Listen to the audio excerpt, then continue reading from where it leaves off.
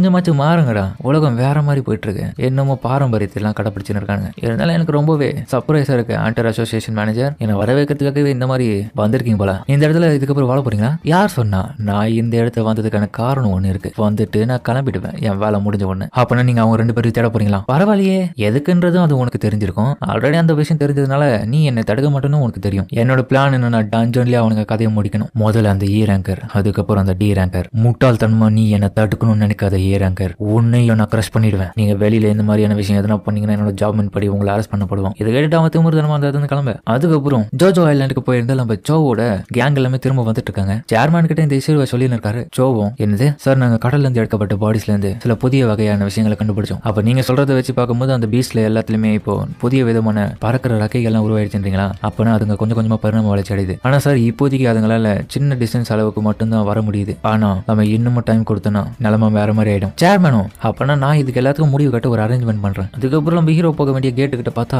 Manager ஹானும் இருக்காரு. Mister Hyeon, திரும்பி உங்களை பார்க்கறது ரொம்ப சந்தோஷம். நான் எக்ஸ்பெக்ட் பண்ணவே இல்லை. மிஸ்டர் சாங், நீங்க வந்து இருக்கீங்க. குட் ஈவினிங் அப்படின்னு பக்கத்துல இவ்வளவு வரேன். ஏ பொண்ணு, ஒன்னு எனக்கு ஞாபகம் இருக்கு, அன்னைக்கு ஒரு நாள் பார்த்தேன். மன்னிச்சிடுங்க, வேற ஆள் எனக்கு யாரும் கிடைக்கல. பரவாயில்ல ஆண்டர் சாங், நீங்க வந்ததே எனக்கு போதும். நீங்க பர்ஃபெக்டான டைமிங் தான் வந்திருக்கீங்க. இந்த இரவை பொறுத்த வரைக்கும் ஹை ஃப்ரீக்வன்சி கேட் சோனா தான் நாங்க டிசைன் பண்ணப்பட்டிருக்கோம். இந்த இடத்துல இன்னைக்கு காலையில தான் ஒரு சி ரேங்க் டென்ஷன் ஓப்பன் ஆயிருக்கு கேட். ரொம்ப நேரம் உங்களை காக்க வச்சுட்டுமா? சரி, உங்களோட பேச்சு வச்ச முடிஞ்சிருச்சுன்னா நம்ம கிளம்பலாமா? சாரி, எங்களை மன்னிச்சிருங்க, எல்லாம் முடிஞ்சிருச்சு. ஆமா, யார் அவன் அப்படின்னு ஹீரோ கேட்க, அதுதான் கிம் சோல். அவர் ஏ ரேங்க் டேங்க். ஏ ரேங்கரா? இது ஆக்சுவலி ஒரு டிசைன் பண்ணப்பட்டதுக்கான காரணமே ட்ரைனிங் எக்ஸ்பீரியன்ஸ்க்காக தான். ஆல்மோஸ்ட் இந்த டீம்ல வந்து யங்கர் ஹண்டர்ஸும் இருக்கிறதுனால அவங்களுக்கு நிறைய ட்ரைனிங் எக்ஸ்பீரியன்ஸ் இந்த இடத்துல கிடைக்கணும்ல. அதுக்காக தான் ஸ்ட்ரைக் டீம் சார்பா இவர் தலைமை எடுத்து நடத்த இந்த இடத்துக்கு வந்திருக்காரு. இருந்தாலும் நீங்க இந்த இடத்துக்கு வருவீங்கன்னு தெரிஞ்சுதான் நாங்க இந்த மாதிரி பண்ணிருப்போமான்னு தெரியல. இருந்தாலும் கோச்சிக்காதீங்க, என்னால நம்பவே முடியல. எதுக்கு தான் அவங்க கிட்ட அப்படி பேசின்னு இருக்காங்க தெரியல. ஏ ரேங்கர் கிட்ட இப்படியும் பேசுறாங்க கிஞ்சிற மாதிரி. மிஸ்டர் கியோனோ, சரி மிஸ்டர் சாங், நான் இன்னைக்கான ஸ்ட்ரைக் டீம் அறிமுகப்படுத்துறேன். இந்த இடத்துல ஒரு ஏ ரேங்க், 5 பி ரேங்க், அப்புறம் 2 சி ரேங்க், டோட்டலா 8 மெம்பர்ஸ் இருக்காங்க. சரியா?